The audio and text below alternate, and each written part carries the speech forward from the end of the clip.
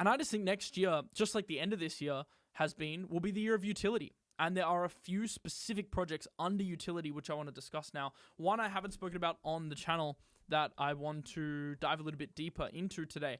The first one, you already know I've spoken about it quite a lot, but I can't talk about utility without mentioning the token because this is kind of quintessential utility is CHEX. I think RWA in general, CHEX aside, is one of the sectors primed for the most upside if a utility bull run does occur. Obviously, Larry Fink has been a big proponent of the asset tokenization narrative. I just think it fits the current climate so well.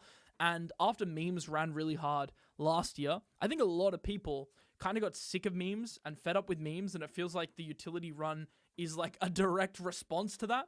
And utility's kind of taking on a whole narrative of its own now, which I'm all here for, to be honest, because I'm a big fan of utility fundamentals because that really suits my trading as like a fundamentalist. Looking at really interesting things like tokenomics flywheels, that's the sort of stuff that got me into crypto. I got into crypto during the 2020 DeFi boom, and that was all about tokenomics, economics. Staking at the time was really big, and that was really interesting to me. So to see that playing out again this cycle, I'm all here for. I think it suits me as an investor, and I've been looking for some of these high-value utility protocols in the space to position in. And from RWA, CHEX and Cpool have been my main two picks.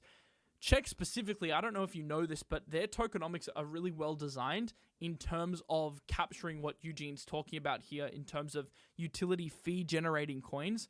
I like coins which generate fees, and in some way, the benefit from that fee generation goes back into the value of the coin.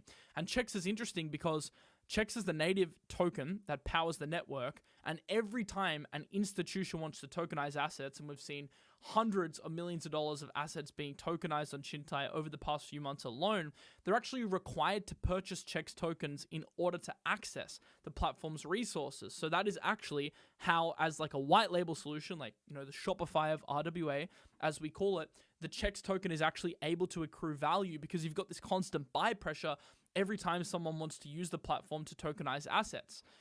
If that client decides to pay in fiat, that fiat transaction is actually converted back into CHEX by Chintai.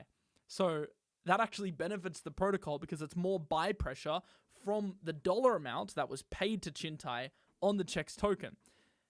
And it's also a deflationary token, so it gets increasingly scarce over time. There's also no insider unlocks, it's fully diluted, and holders can also stake for yield. So tokenomics-wise, I think one of the reasons why it's performed so well, and why, in my opinion, it will continue to perform well, is because it has that flywheel.